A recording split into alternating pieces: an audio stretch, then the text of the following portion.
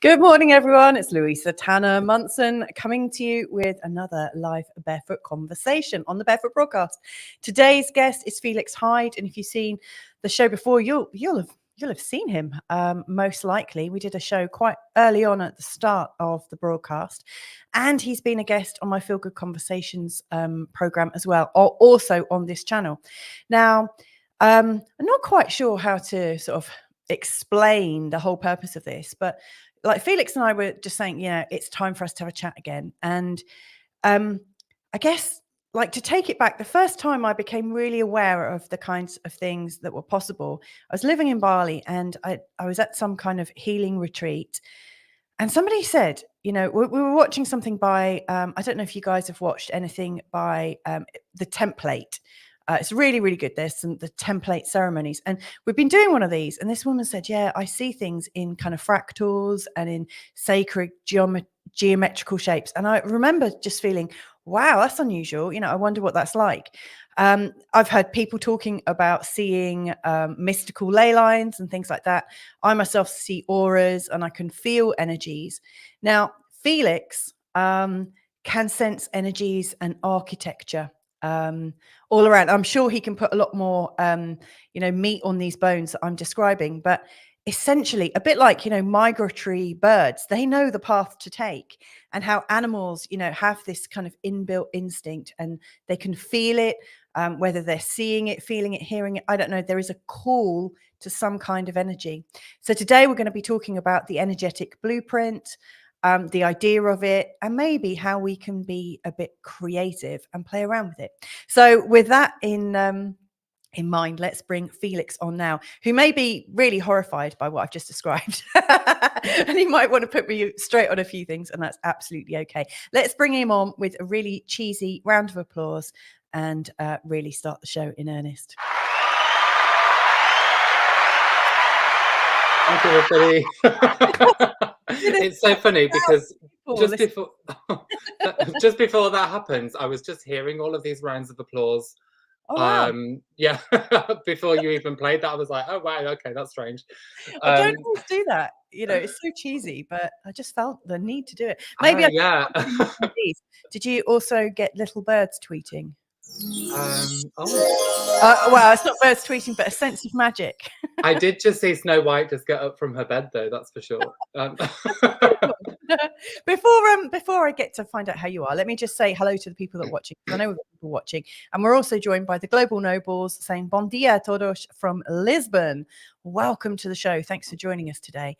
So, how are you, Felix? What's new with you? And what did you think of my little ramble there at the start? I thought it was great. Yeah, definitely. I'm doing really well. My dogs are behaving nicely, so I'm in a very good place at the moment. I'm currently just packing up the current flat that we're in to move to one down the road. Oh wow!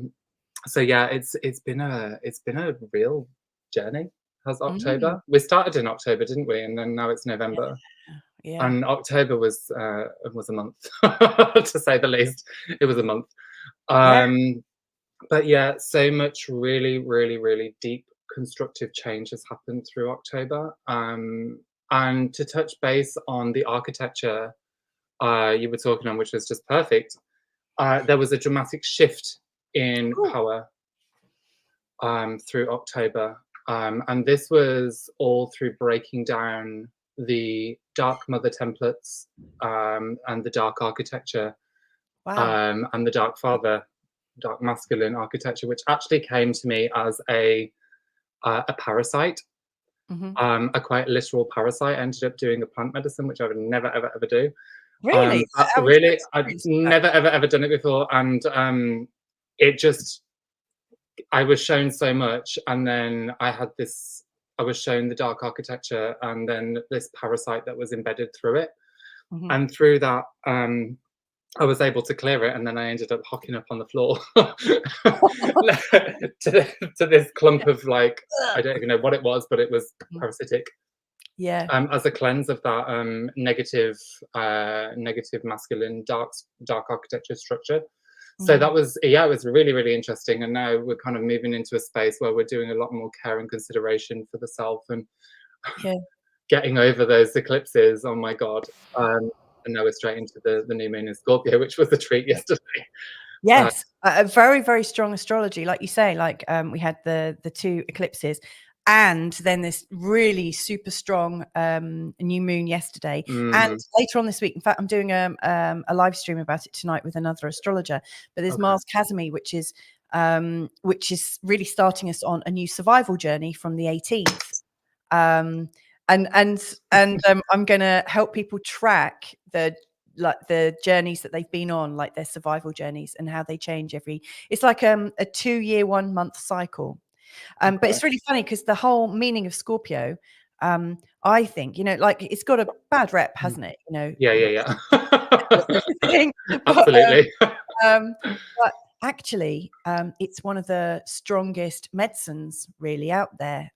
It really is the deep, dark cleanse. It has all of the kind of world's evil sort of captured within it, and it has the chance to vomit it up. And it's very sort of parasitical in its energy at times when it's being negatively expressed. So it's absolutely perfect.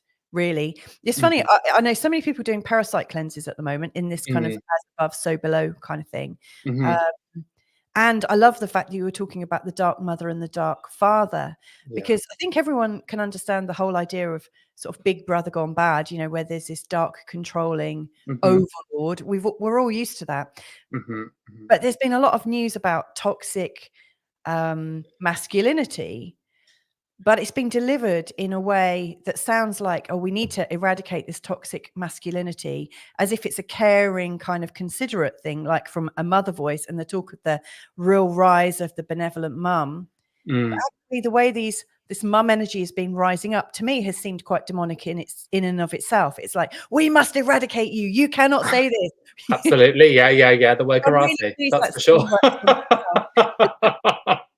Yeah, definitely. It's physically sick to think about, like, that dark mother. I mean, she's stronger than the dad, in fact. Absolutely. Yeah. Oh my God, absolutely. Yeah, it was super intense. And I think the thing is, what it is presenting as a void of nourishment. So when this void of nourishment, and this would particularly affect the organs from the pancreas, the stomach, the liver, gallbladder, solar plexus region. All of these parts of the body, they actually prevent a detoxification and a intrinsic kind of protective layer to the body. So when that is damaged and depleted through these dark mother archetypes, dark father archetypes, dark masculines, whatever, it becomes such a force for weakness to be able to host an inability to stand up for oneself, and also to be able to stand in one's power. And through October, this transition of breaking down these archetypes and integrating, where you've also interplayed within it as well. This is the trick, to see it externally, but also internally, to be able to transform at a rapid rate and then integrate, only to allow yourself to be able to stand in one's own strength once again. And that's like the crux of what I found coming through October. It was just something else. It really was. Wow. Yeah. I really love how you've sort of epitomized it as the void of nourishment. And that we are so weakened we can't stand up for ourselves, because that's one of the things that I do worry about is that people aren't growing up, that people aren't becoming strong in themselves, realizing their strength. And there is this kind of almost feeling of kind of sucking at the teat all the time, because we lack the internal strength to do that. And it's funny because at the moment I'm just literally in the last few weeks moments of breastfeeding my youngest, and it's time for him to, you know, he's really like able to stand for himself now. But it's like a balance between how much care do you give before you pick them up. Absolutely. So what do you think the journey is for humans at the moment then? You know, if we can eradicate those feelings and if we can work with those energies within us. This is really interesting because I had a dream this morning, and it involved Russell Brand. So I was talking to Russell Brand in this dream, and he was explaining to me, it was more of a lucid vision, to be honest, but I was technically asleep, but not really. So he was explaining to me about all of this stuff that's been going on with him, all of these allegations placed against him. And he said to me, use the fear as a driving force for change. Yeah, use the fear as a driving force for change, not in a negative way, but use it as a tool to accelerate you to face it. So you're putting it right in your face and you're standing there with all of these mirrors reflected around you, and just embrace it. So, and I think the thing is, within that, we really must kind of come to a space where we can actually embrace these layers of fear and see them just as a reflection of our deepest recesses of ourself and of our mind, because that's all it is at the end of the day. It is just a very, very dark aspect of ourselves that's coming forwards to be reviewed whenever it's coming in the physical form. Now, another thing that came up as well this morning when I was walking the dog, I was reviewing what mine and Russell's conversation this morning. Yeah, and it then took me deeper into the layers of the demiurge and the hell realms. So can you tell me about what that is, the demiurge? The demiurge essentially is a creature called Yaldabaoth. And Yaldabaoth is the chief of the archons, so Divine Mother Sophia. This goes into the books of Enoch, which I haven't read. I'm not going to lie. Actually, as you know, I don't read these things. But the Yaldabaoth creature is the chief archon that created all of these sub-archon layers that we're actually playing out in the physical form, and working to dismantle these layers of the archons, which hold like selfishness, they hold greed, wrath, etc. The multitude of sin, quote unquote. And it's our job to kind of break them down to recreate into a light force and a light stream. I'm losing my channel. I'm coming in and out of channeling here, so I need to just align myself and just get myself there. what this sounds like, I mean, for somebody who's not used to these kinds of terminologies and stuff, this probably sounds a bit like Game of Thrones. I've never seen it, but like it is quite Star Wars or some kind of film, you know, where there is this kind of mystical battle going on between good and evil. And you know, like we see it on the cinema, and that seems really normal and in place on a cinema. And then we like leave the cinema and then we get on with our real life, where we're going to the corner shop, buying a packet of fags or something, and a magazine, and then like going for a walk and minding our own business. And there's nothing that seems fantastical. But you know, in my relationship with you and with other people, and weirdly enough, somebody sent us or sent Carl a podcast of somebody talking about different dimensions yesterday, and these characters in it. It's like, you know, there are many people that see that maybe the life that we see as normal is just like a veneer, and underneath it is all this architecture with these very rich storylines, and actually possibly what's played out in cinema is actually closer to the truth than we realize. Absolutely, yeah. And it's interesting because within each of these dimensional layers, we hold fractalized aspects of ourself, which interplay through different interdimensional species as well. So when we kind of identify and access these parts of ourself, we can then journey into these celestial realms or interdimensional realms and start to reintegrate these parts of ourself, which restores our memory. Yeah. Okay. Okay. Yeah. So I got to ask, for those, I mean, I've heard your story before, but for those out there that haven't really come across you before. Yeah. How did this all occur to you? You know, because you once upon a time had quite a straightforward life, right? I Well, not wouldn't that really say straightforward. I It mean, was, quite glamorous, wasn't it?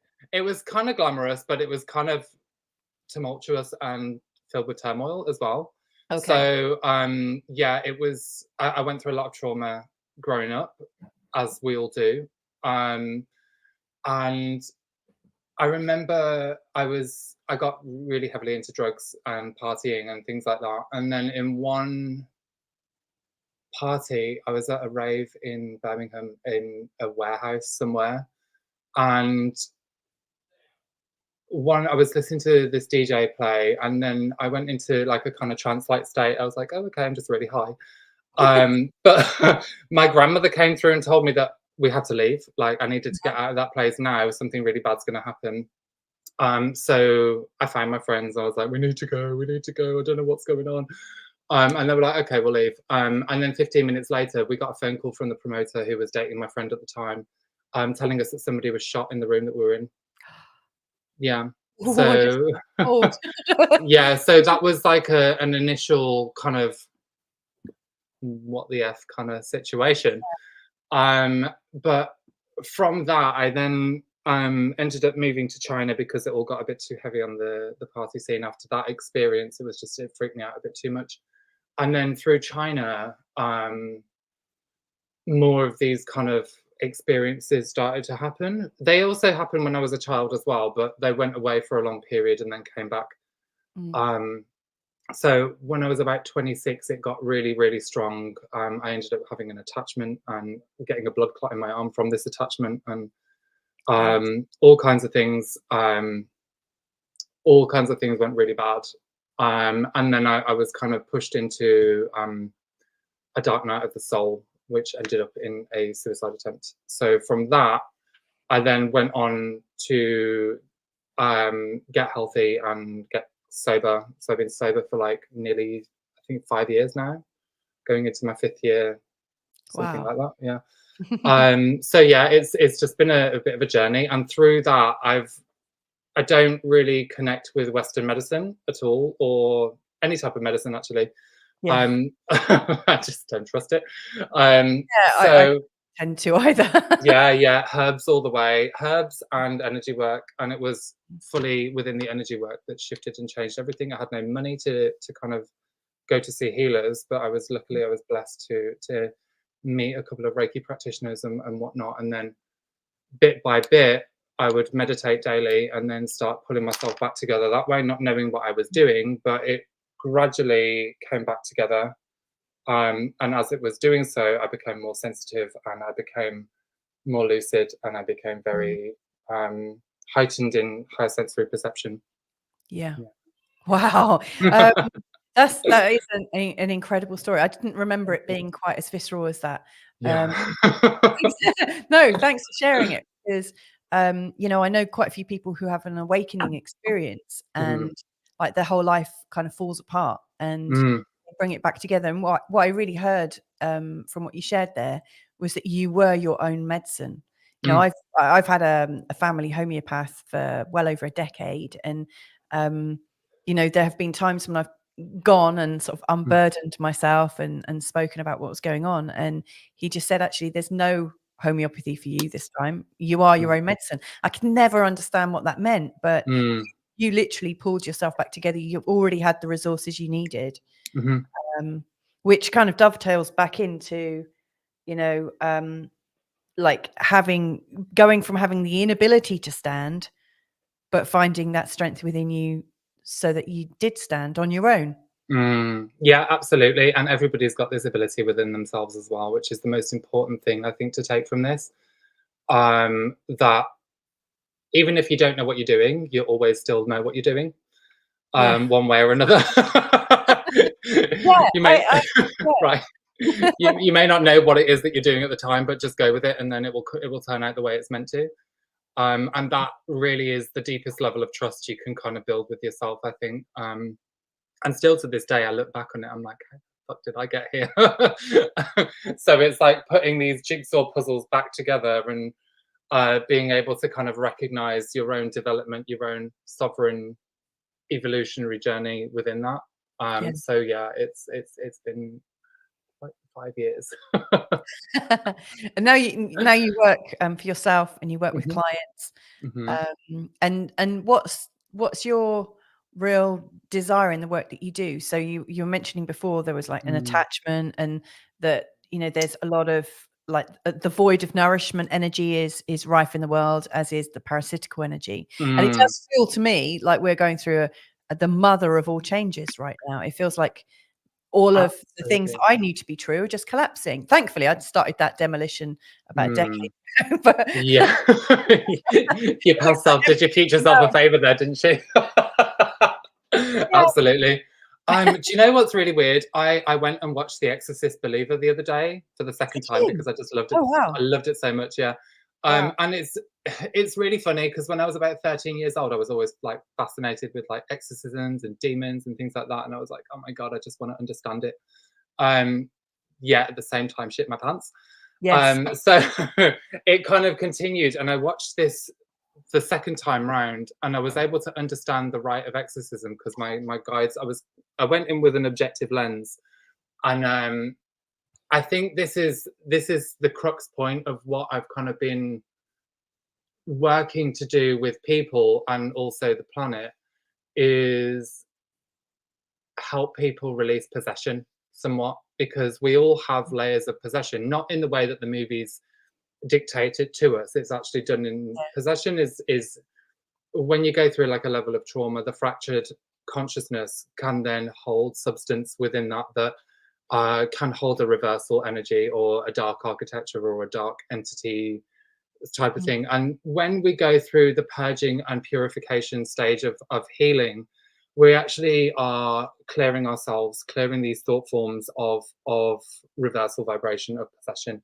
that's influencing the fear, influencing how you act in your day-to-day life. That is a possession, that's a form of mm, possession. And what we're doing here is learning how to expel this, not just from ourselves, but from our collective field and also from our planetary body as well. And this is so we can move into not only into higher states of consciousness and fifth dimensional Earth, but we're also moving into a trajectory when we're on an upstream of, or a direct trajectory of ascending energy from now, mm. instead of a descension, which is what we were being pulled into on that Yeah. down curve, right? So as we kind of learn how to purify ourselves, we are working to build rapture within our own fields, where we expel the dead Christ or the Antichrist energy and transform it into a reformed, purified, Christ-like state, Christ consciousness state. Mm. So that really is what I intend to help people with, but also with health concerns and things like that. And it's interesting because a lot of these illnesses, they actually hold a level of possession within them as well, because it's just Mm. heavy sludge of hate or anger or deep, deep hurt, betrayal, depending on where it's coming Mm. in from and what it's kind of connected to. Like I mentioned at the start, with the pancreas, liver, gallbladder, stomach issues over the October month, was all about the dark mother to dark father kind of lack of parenting, lack of nourishment, where you've been devoid of parental structure and Yeah. parental help and support. It's the opposite of what we should have been given. I'm not Mm. saying that my parents didn't give me that, but on a collective level, um, we have our own inner parents as well that um, Oh, I love sometimes, yeah, that. they don't really know how to do it. Sometimes, if your conscious mind is still affected or recycling the same old things that are running through your childhood, Mm. your inner parents are still aren't going to have that kind of ability to get through to you, because you're holding on to a lot of stuff that's kind of held within um, repeat Like, cycles of turmoil and sadness. Really, yeah.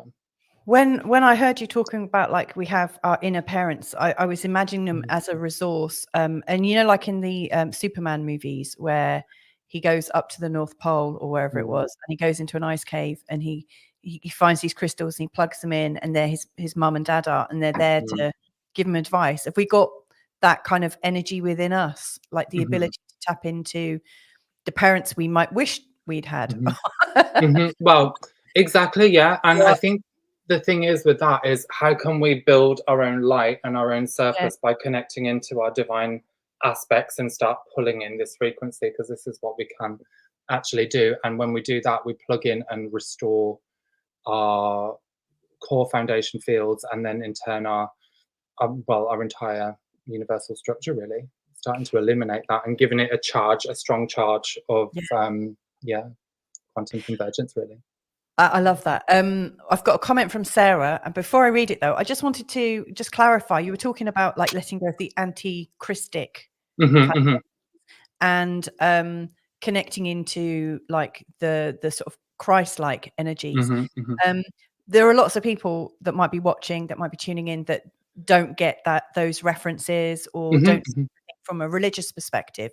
My understanding of Christ isn't that like the idea of Christ is necessarily just an energy that belongs with Christianity. You know, I see it as something. Could you just put a little bit of explanation? Oh my God, it's so much bigger than that. Yeah, that's just a tiny, tiny, tiny fraction to write a storybook, really. Yeah. The Christ energy is the driving force of coming into unconditional love. Okay. Yeah, that's what I would see, that because the Antichrist is moving it away and moving it into separation and wanting people to be isolated and interfere. So it is the Antichrist would be the reversal side of moving into unconditional, all-encompassing love and compassion. So if those labels, if you're listening and those labels don't work for you, think one way is being driven into fear and allowing fear to take hold, and the other way is allowing love and authenticity to get a root. So we've got some comments coming in. Sarah Taylor, hello Sarah, thanks for joining us. She loved our last show together, by the way. Oh, thank you, Sarah. Sarah. And Sarah, is that a new photo on your YouTube channel? It's lovely. A great takeaway for me so far. Even if I don't know what I'm doing, I know what I'm doing. I mean, that is amazing. Do you know what? That really reminds me as well of, you know, when I was learning hypnotherapy, there would sometimes be alcoholics, and it wasn't the right time for them to give up alcohol. And people would say, but you're ruining yourself. You're doing yourself damage. But from their perspective, their unconscious mind was keeping them sane. Like at some level, they had a deep level of knowing that if they were to give up in that moment, it wouldn't be safe for them. You can only let go of something when you know there's something better. Absolutely, 100%. And the thing is with alcoholism and alcohol use, it works as a self-soothing to calm the central nervous system when it is so completely fragmented. It's the one way that they can actually stay in a level of kind of calm. And if it was to come off, it can actually do more detrimental damage without the right medications or procedures to the support that's needed, because of the sugars and things like that that's within it can kind of, I don't really know the correct term to use here, but I'm going to just say it, almost like catapult the system into shock, really. Because it's lacking in certain sugars or substances within that. So yeah, it's a very, very delicate procedure to come off alcohol. As many other drug things, drug related things as well, but they work in different ways, really. So But I mean, you know, like sometimes we appear to be working against ourselves, and in reality, you know, there might be a deeper knowing within us that knows that, you know, without these supports that we're giving ourselves that appear to be working against us, we'd you know, we'd be shooting ourselves in the foot. Sarah's also saying maybe I actually truly know more what I am doing when I don't know. I love that. Yeah, absolutely. The global nobles are saying this is wonderful. Oh, this sounds juicy as well. Currently working on releasing 2 people that I would never have thought to describe as dark mother and father, but that's exactly what it is. This is brilliant. That imagery is helpful. Wonderful. Yeah, no, that's great. Yeah, definitely look into the templating and the personality attributes within that as well, because those attributes are going to make up the whole kind of template structure that's kind of bound within your own issues within that as well. So just start to deweave the threads of Yeah. personality within that. I Yeah. love I love, you know, the sort of energy, from the people that are Mm. watching today. They're with us Mhm. on this journey. Yeah. And, I've got a good morning, Portugal. That's my husband upstairs. Hi, Carl Carl. saying, "Hello, hi, Felix, you were here again." Saying sugar is possibly antichristic adrenaline. Ooh, that's an interesting thought. Well, it's interesting. I think there are other forms that are antichristic adrenaline as well, which I Yeah. don't think we'll get into right now. But the sugar, Oh, refined sugar. I get that reference that you're Yeah, yeah, yeah. yeah, Absolutely. yes. The sugar, depending on where it's coming from, if it's from fruit, it actually really restores the brain and it works as a driving force for brain enhancement. Now, that's very controversial because I don't want you to get flagged on that, by the way. It's quite I had controversial, yeah. I had something flagged the other day. I've had Oh, did a you? video barred. It wasn't one of Right. ours, but Oh, good. it was somebody I won't even say what it was, but they were talking about a particular machine that works with energy that begins with Oh, R. I'm gonna do it phonetically. So the yeah, A, yeah. a R, I, F, and an E. Right. Oh my God. Okay, that's That got interesting. me a ban. Mm, But wow. Yeah, I went on a machine in October actually, which I really? never thought I'd do as well. A BO res on Oh, Ants? okay. Yeah, Yeah, yeah, yeah. one of those. Feel like I'm in a preschool right now trying to Yeah, learn how to spell, right? the But funny thing is it I was do work incredible. with phonetics because of our kids. So, they're like, Oh, "Oh, just right, spell yeah, the bloody letters," but I'm sounding yeah, it out. yeah. I mean, sometimes it's easier to do it that way, to be honest. But yeah. But this machine was incredible. I've never would have dreamed to have gone on one prior to, but I just felt very aligned, and I was at a show. The opportunity was just there. So it was brilliant because it scanned through absolutely everything and pinpointed so many different things that I was able to work into afterwards. So just with like a simple scan, you can see where everything's going, what's going on in your own body. Wow. So I thought that was amazing. I really, really did. And I do feel with these kind of new machines, they will act as a kind of leadership role within the medical community, Mm, maybe five years down the line. It's sort of mm, like getting its peak on the underground scene at the moment, and then it's going to come into like the mainstream, along mm. with the other things as well that are coming. But bit Yeah, by bit, I think we've got to start somewhere and start introducing quantum technology yeah. somewhere before we go into what is like med beds and things like that. So, Mm. you know, Yeah, it's interesting you're talking about quantum. I've been, watching the channel of somebody called Carrie B Wellness. right. And, she's talking about, like, getting back into our circadian rhythms and Mm, mm, using, like, wavelength technologies, just mhm. like sunlight, basically, UVA. Yeah, absolutely. I mean, it's all serving a purpose, and the more we kind of are um, having sunlight pushed away from us, the more we kind of want to go in and try and find ways of getting more of it. Really, Yes. Rather Bill than the Gates. false light.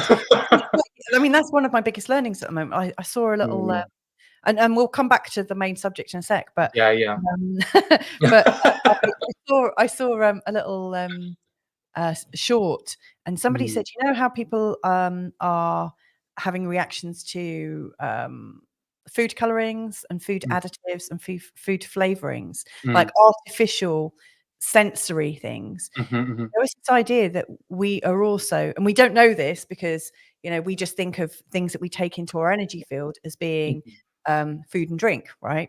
Maybe smell, mhm. Yeah, um, yeah. on our skin. But you're saying, like, artificial colors. And then I thought, wow, so many of the colors we see on our screens, on our phones, in our textiles, in our clothes, there's artificial colors everywhere that don't occur naturally in nature. And Mm, apparently they also have an effect that, they desensitize us to natural colors, natural vibrations, natural mm. frequencies. And so now I'm just thinking, just want to live outside. Absolutely. Just get me in the woods. Yeah. But anyway, right. So, Yeah. back to our actual, Sarah's, just before we get going again, Felix, your insight, what is hypothyroidism really? Mm. Maybe we can hold that question and Yeah, let me dive into that. And Yeah, I'd need Where to. were we before I took us on that massive kind of big old Got no idea. Sagittarian step? We got into.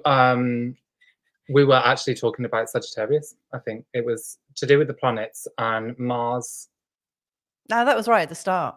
Was it right at the start? Then didn't Yeah. we get through it a little bit?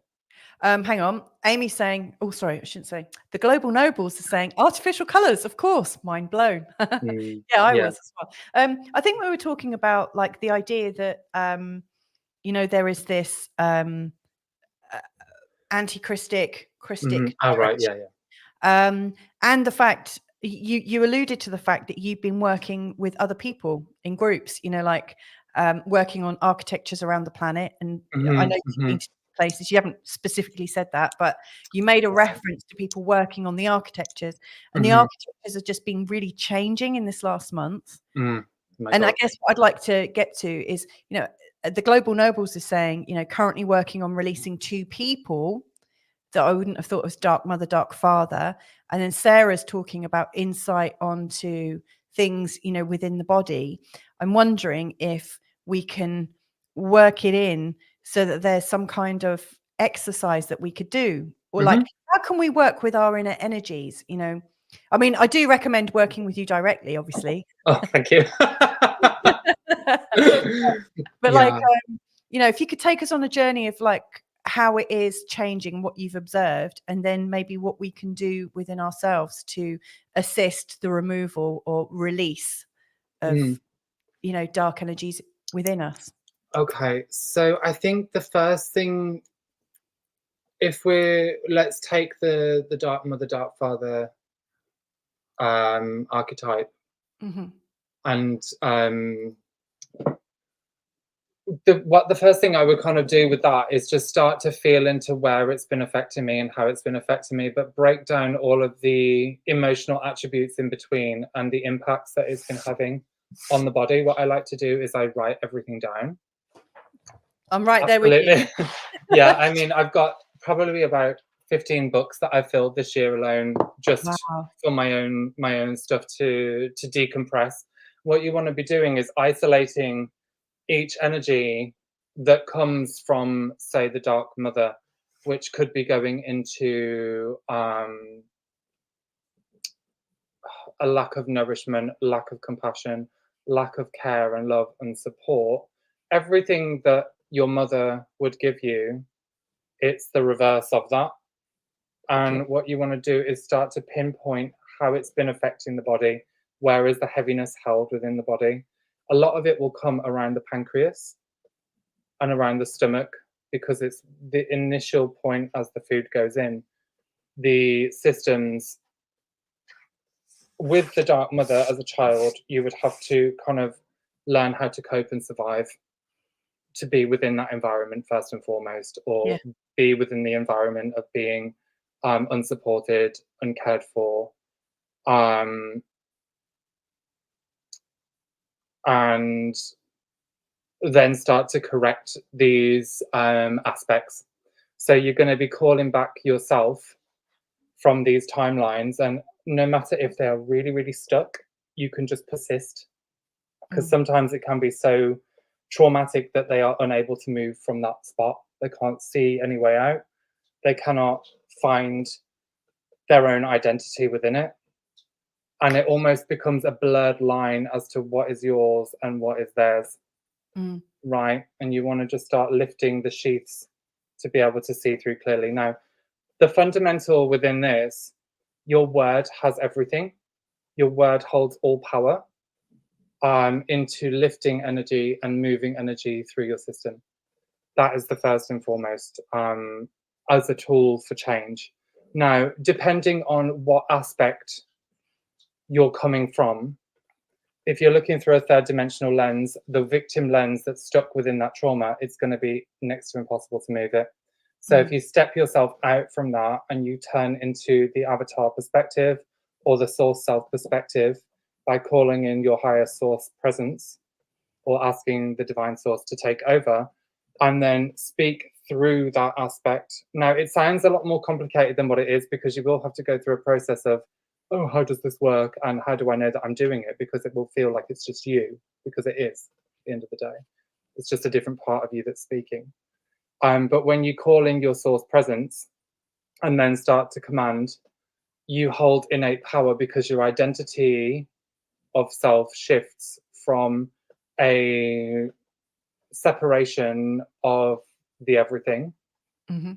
And you want to bring that everything back in and recognize your source identity, your true identity, to then shift and release in that form. I'm actually getting pain in my back as I'm saying this now. It's like, because it's a restoring of power and it's a restoring of strength and divine will. And within that, you're then able to converse with these parts of you that believe that they are less than what they are because of the trauma they've gone through. And within that, you're able to lay a bridge of pink crystal light to pull them back in to your own body. Okay. So it's a reintegration process. So the first bit of feedback I've got is this is so good. Thank you very much. If I was to put it into my words, like if I was explaining how to do it for my children, for instance, I would say for them to go into a bit of a daydream where they we've just been watching a series on Netflix actually called Avatar. And the Avatar, the Last Airbender. Yes, the Last. I love it. Yeah, so good. Yeah, we've been watching it like a couple of episodes every night for the last couple of months. It's been brilliant. But it actually felt very natural to all four of us, you know, when we're watching it. The whole idea that, you know, there are energies like air, fire, earth, water, and that we can move them with our mind, with our consciousness, and with a sense of discipline. And also, you know, we had conversations at home, me and the kids, you know, that love can be behind it, and truth. But like I would say, you know, put your avatar lens on. Imagine you have the power to be able to see everything that's going on, almost like your internal water, air, your internal fire, and you can see the story. So I would encourage them to see the stories. Maybe people who were born into Gen X times, I would recommend, like when I was growing up, I used to see these videos they used to play at school where we would go into the body and we'd see these little creatures in the body, like these little red blood cells, which are like like little centurions. And I think it was part of a series that like kids born in the like 70s all saw. I can't remember what it was called, but you know, you can visualize things working in your body and also in your spirit and with an architecture in so many different ways. Glad that the Global Nobles got it though straight away. Yeah, absolutely. It does take practice, because what you're doing from your perspective then is if you're coming into a state of trance, you're actually deepening into your subconscious there. Yeah. And then if you want to kind of get the super conscious side of it, you want to start to soften, surrender, go trance-like, and then start pulling in enough charge, or like a charge current, which comes from the trance-like state, to then thrust yourself forwards into an avatar perspective or a 12th dimensional perspective, which is what you're talking about there. When you look through each of the lenses, you cut through all dimensional fields with the avatar lens, and that's looking through a 12th dimensional perspective, really. Wow. Yeah. And the chart, you know, like to put it into other, like, you know, like when you like hear sort of meditation videos on YouTube and stuff, or you go to a retreat, most people talk about bathing yourself in light or connecting to the light or whatever. You'll have different ways of putting it, but like that charge I see as being, you know, when I'm connected to source or where I feel that sort of strong connection. Yeah, absolutely. It's conducive, and what it does is it thrusts you into the higher dimensional fields to be able to draw in more information from the superconscious, and you can build this as a practice every single day until you've got the subconscious and the conscious level playing fields with the conscious levels, and that's what you want to kind of aim to get to. Wow. And then you can kind of loop through all states at the same time, and that's kind of where I sit on a day-to-day basis. It's a conscious state of channeling all the time. So yeah. And So that's you're what always hearing the inner voice. You're always able to hear it's it. always the inner voice, always the higher dimensional aspects of myself, and it's just learning how to bring them all into alignment. And where do they operate from? We take the higher aspects, you bring them into the lower. Take the lower aspects, you integrate them into the higher, and you will operate through the meat suit, which is the will turn into the perfected 12-strand avatar body. Yeah. Really, yeah, heaven on earth. Yes. Mm, Yes, I love that. mm, And actually, when you were talking about the meat suit, I like instinctively just went straight to the Matrix. You mhm, know, like the idea that we're almost, you know, mhm, like our meat suit is playing a role in mhm. some kind of movie or computer game or reality. But Yeah. actually, the thing that is really us, the animating force, might be Mhm, in a different place mhm. or connected, isn't it? Yeah, It's yeah, funny how all absolutely. these things play out in media and films. Oh, absolutely, yeah, and it's just, really depending on where they're coming from, it's either a catalyst to help you expand or grow, or it is just a distraction Yeah. and a deterrent. So it's like when you go to the movies, it does put you in a trance-like state, and unless you kind of work in a level of objectivity, you can Mm. either just become the movie and then you Yeah. just get so immersed within it, you just don't follow the storyline. Yeah, don't do Or that. yeah, or you can actually take the messages that are within it.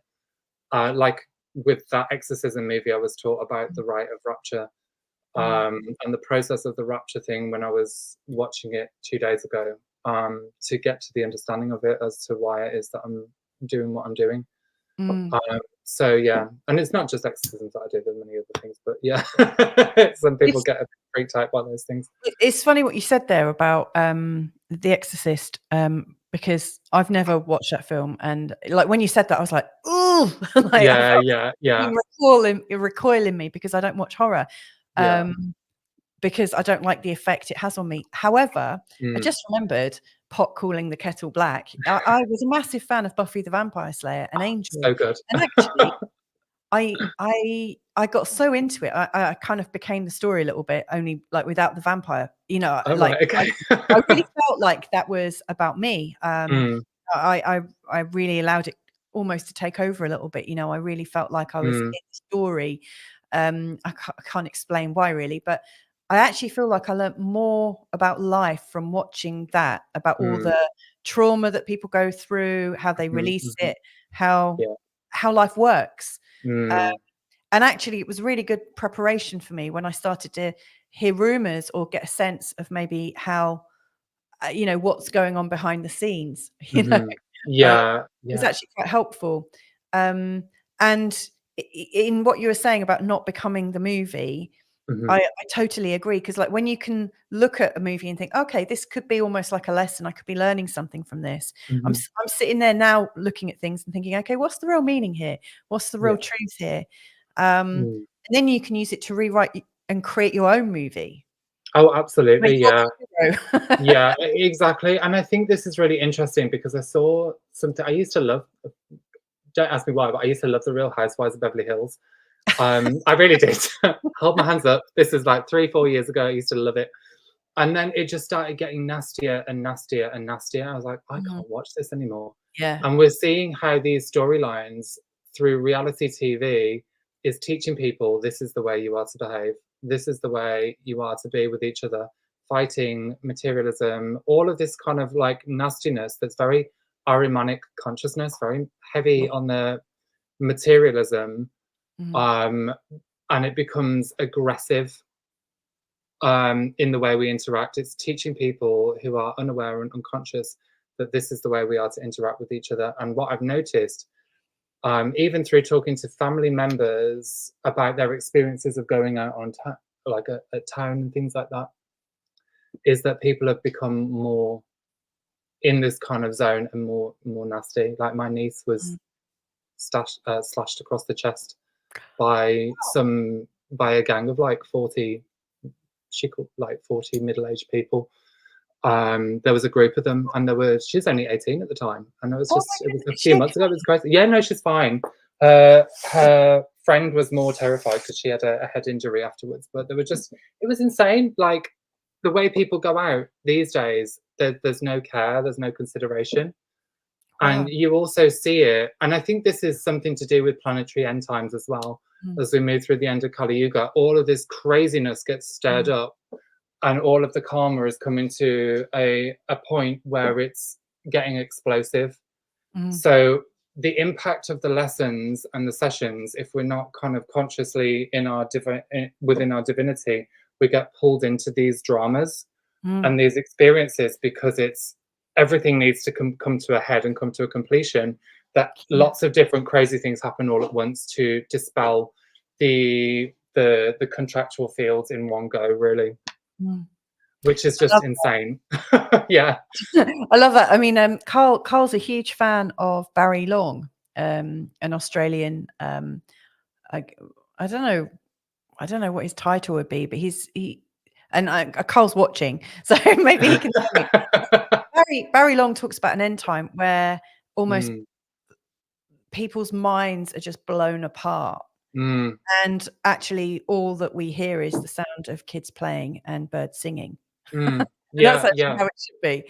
You know, that and my sense, like my sort of spidey senses and then my own sensations in my body, I'm feeling a lot of chaos, frequencies, and noticing that there is this build up. It's almost like the volume is being turned up, and I can feel it almost like a pressure on my body, and almost like a pressure on my head. I'm not allowing it to take hold, but I'm aware of it. And I think, wow, people's heads are gonna, Well, people yeah, can't process it. absolutely. Like it's almost like our bodies can't process it fast enough. And I guess, you know, when I'm aware of those feelings in myself, I just sit and I'm doing a bit of coherence breathing, but also singing a lot. Doing a lot of singing right now, and it feels really good. To just allow whatever it is to move. But I don't know if people are that sort of tuned into allowing things to move through them rather than resisting, because then it kind of shifts. What are your thoughts? Okay, that's really, really great topic, actually, because I'm being driven to the 1400 earthquakes that happened in Iceland with that. So all of this impact of the chaos that people aren't actually moving through their system has a materialized manifestation of earth cataclysms. So like these 1400 earthquakes that happened within 7 days in Iceland last week. The pressure that builds runs from the earth core, as we are an interconnected species that is the same bioorganism or atom of the universe that's kind of playing out. It erupts through the earth body to show us how to kind of release. And within that, the people there, they have to scream, they have to shout, they have to express themselves, because it is horrific. It's a horrific experience. And that actually aids as the release for them, had they not known how to express themselves. And it's come through the conditioned experience of limitation of the throat chakra to kind of find that level of chaos. Now, interestingly enough, when we kind of like you kind of shake the body and allow the energy to move through. What I do, I mean, animals do that, don't they? They shake. oh gotcha, yeah, no, They shake works it a treat. Yeah. And Cool. with yoga, things like that. But also as a tool to recognize whether it's your own energy or whether it's not, you can just state the intention that I do not take any ownership for this. After figuring out that it's not yours, and then it lifts off your system. And it processes through the chakras. So I love that. I mean, Sarah talks about that quite a bit. She trained in Access Consciousness, and they use a question: who does this belong to? And of course, if you feel it lighten, it's because it's not yours, and then you can return it with consciousness and love. Yeah, exactly. Yeah. And I think the thing is, a lot of the stuff gets so bound up in your own system through your enmeshment with the collective field and these different subgroups within the collective. Excuse me 1 second. Problem? We've got a special guest come up. What is it? Oh my goodness. Hi. Food. This is Solomon. He's 5 on Friday. Hello, Happy birthday. What did you need? Felix is saying happy birthday for Friday. You want food? Oh, Why me don't you go too. upstairs and go and find Daddy, or ask Digby? Okay. Off you go. Yeah, I'm busy. Off you go. You need to go. Bless him. Oh. He wants his beautiful, he loves peanut butter sandwiches. All right, go on. Go Mm. off. So Sarah's saying best view from the bridge between the two. I think talking about your sort of super consciousness and subconscious, and they're Mhm. kind of leveling up. Mhm. Carl is putting the question, where are you right now? Like he was asking me this on a walk yesterday, and I was like, I'm stood on this bridge. He's like, no, where are you right now? So I kept talking about where my body was, but not where my, Your soul the was. me that is me was. Yeah. And the Global Nobles are saying happy birthday to Sol. Thank you. So we were, before he came in for peanut butter sandwiches, you were talking, I can't remember exactly where we were. Yeah, it was the enmeshment of the collective field and your own energy that's intertwined with it. Yeah. So when you're kind of feeling all of this stuff, you need to ask the question, okay, if I'm so connected to this frequency of chaos, why am I pulling this into my reality now?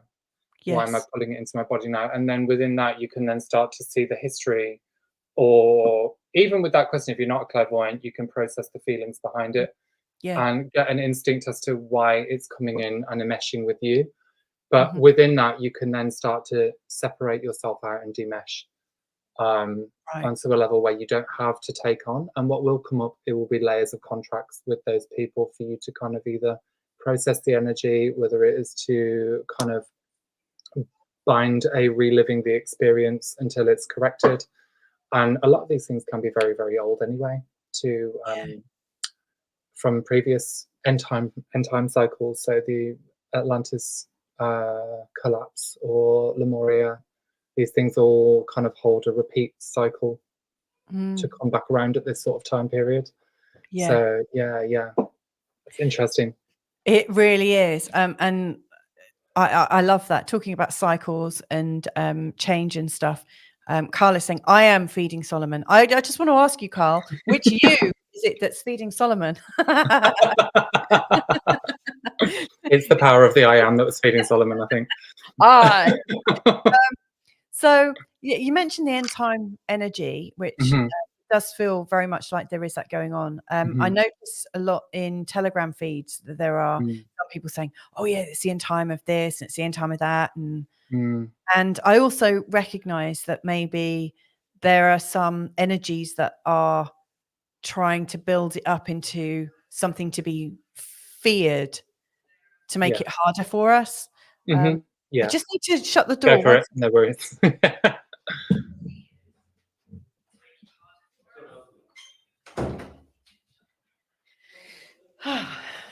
All good? So yeah, all good.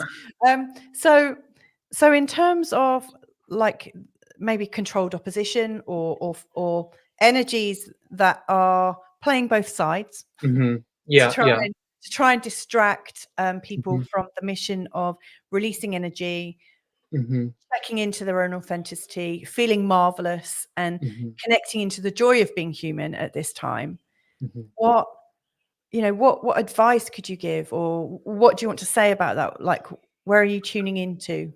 So what I'm just being kind of shown within that, it's where the self is being blocked and holding limitation to the full perspective.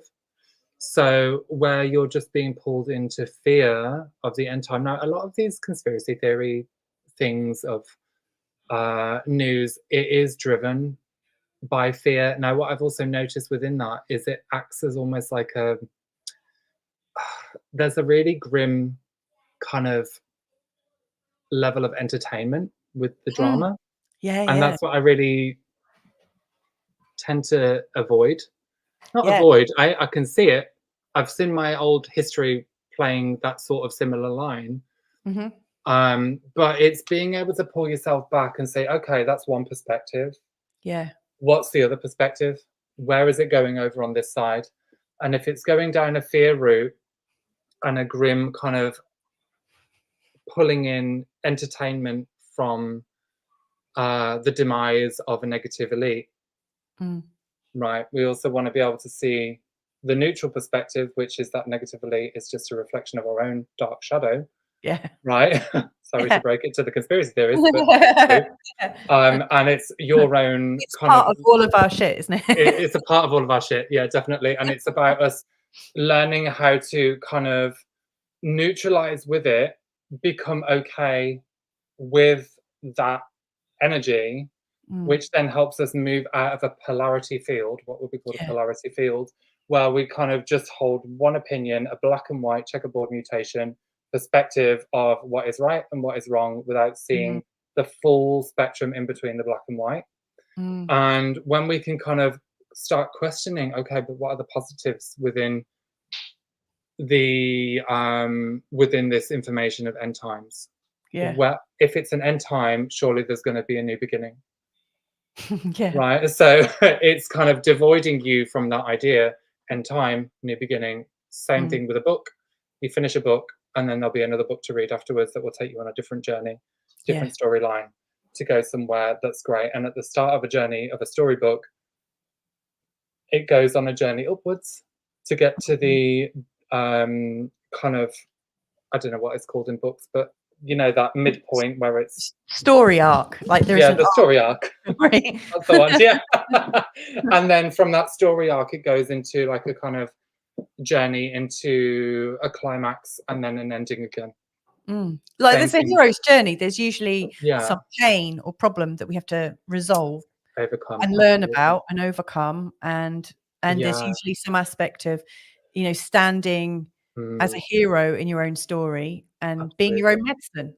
Oh, absolutely. Yeah, 100%. Now, one of the things that I've kind of was shown the other day within this next epoch. Now, I'm not sure whether this is right or wrong, whether I'm actually just looking at a future timeline of what I'm going to say, but it was the experience of an inorganic time matrix Mm, that was being pushed through with an AI complex. mm, So that could potentially lead, as we evolve and expand into a higher dimensional civilization, we could then potentially have an AI time matrix that could kind of absorb what was an organic species into an inorganic mm, time.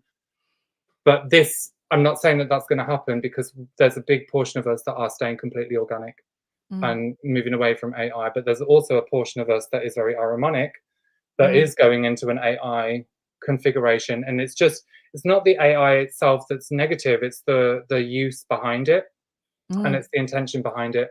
Now, if we go into that movement of AI, um, how would how would that sit if we were to kind of not evolve ourselves beforehand before using it?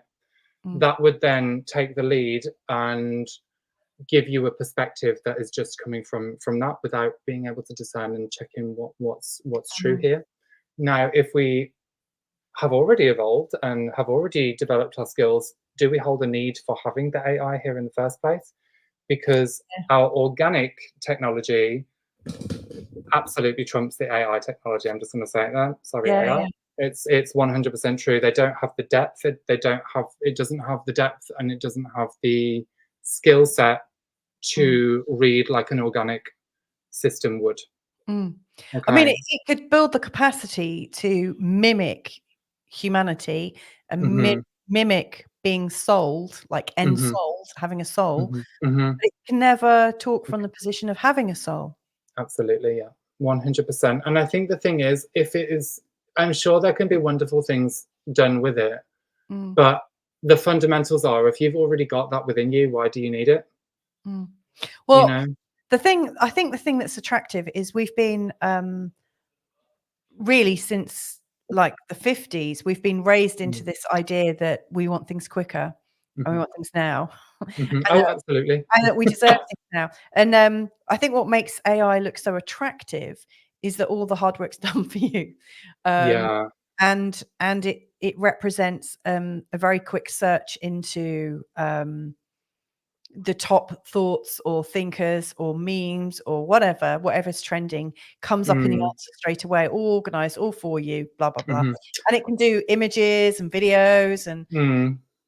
And, you know, for actual real humans to do it, we can have the sensation of it instantly in a kind of download or a realization. But to get it out on paper, it might take time. And it takes time for us to learn the lessons. Like, you know, again, it's so funny. I don't normally talk about movies so much. I don't even watch movies that much. But I'm thinking, is it She, or like a movie where there's somebody who wants a relationship and he has an AI girlfriend, and she's everything that he ever wants. I think it's Joaquin Phoenix, and I think her voice is, she's played another sort of computer part. I can't remember her name. Oh, Scarlett Johansson. And so she's playing this computer girlfriend, and she's everything that he ever wants. Like, apart from she's not in the flesh, but she boosts his flagging sense of himself. She basically is his fluffer for life. You know, she's basically really feeling like his best friend, his cheerleading, you know, team. But then he realizes that, you know, she is also having a relationship with not just one person, but hundreds upon thousands of men around the world, and probably women as well, because she's AI. She can do that to as many people as possible. But, you know, like, I can see lots of people could be fooled into having this sort of instantaneous connection, which takes months, years to develop in real life. It may not even happen in real life. Absolutely. And I think the thing is here is that's the whole kind of journey of life, is to be able to step out of those limitations and into a state of expanded unconditional love. Because when you break down those fears as a driving force for change, as Russell said this morning, the fears as a driving force for change, we can then be able to embody all of these things, update the manifestation templates, and then pull things in instantaneously. So, you know, it's one of those things you have to question, is it worth giving up the challenge and the learning for something else to do it for you? I suppose. I think in certain circumstances it would be useful, like in maybe diagnosing, like that bio machine thingy. That's absolutely necessary. Particularly with those that aren't adept in reading their own bodies and kind of getting the goods that's needed. And I guess coming back to the topic that we had as well about the divine blueprint that we haven't talked about. We kind of have. Yeah. Maybe part 2 to come quite soon. Yeah, that sounds good. Yeah. Because it kind of moves out of the need for a blueprint, really, doesn't it? It kind of diverts the attention from the blueprint and your own soul growth into having something else come in and take over and do it for you, I suppose. Yeah. So we've got the chance to really take control of our own idea of who we are, our own energetic template. Or if we just wait a couple of years, there'll be one foisted upon us. Then we exactly. And what a great way to end the show. Well, I for one have really enjoyed this really kind of fanciful but also really deep and insightful conversation. I mean, it's these kind of things need to happen, I think. You know, I'm really came on. Thank you so much. Have you got a final thought that you'd like to leave people with? Stay organic. No, just, I guess, challenge your fears on a day-to-day basis. I think that's, the more we're being faced with the fears coming into us, it's the more we're being shown this is the time that you've got the power within yourself to really expand out of it and use it as a creative force for change. So fear doesn't just have to be fear, it can be a creative force for you to be empowered.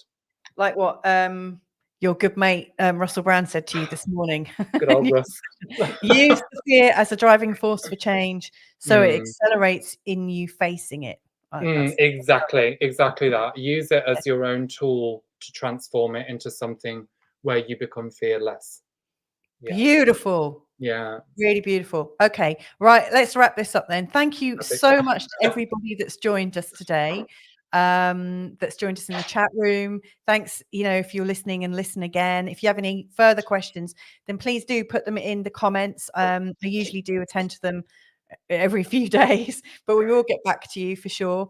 If people wanted to reach out to you, Felix, what's the best way for them to go? Via your website? Yeah, so I've got my website, which is www.felixhyde.com. I've got a YouTube channel, which is the Heart Center, which will be linked through my blog on my website. I don't use any other socials other than that, really. So it's just get me on those two places. Yeah, thank you so much. It was a great show today. I really enjoyed that. Oh, yeah, I really enjoyed it. Thank you so much for coming on. And stay tuned. Felix and I will do a part 2 in due course. Brilliant. Yay! Love it. Oh, right. I'm going to end the show with just a couple of last comments coming in. So we've got, this was wonderful. Thank you, Felix. Thank you, Louisa. And top stuff, Felix and Mrs. M. So that's a wrap. All right. Well, enjoy the rest of your day, and hopefully I'll connect in with you soon. Tomorrow, on tomorrow's show at 10:05 a.m., we're joined by Donna Marie and also Jenny Lowes. We're talking about what happens when you realise that everything you thought was true was actually made up. So please do join us. Yeah.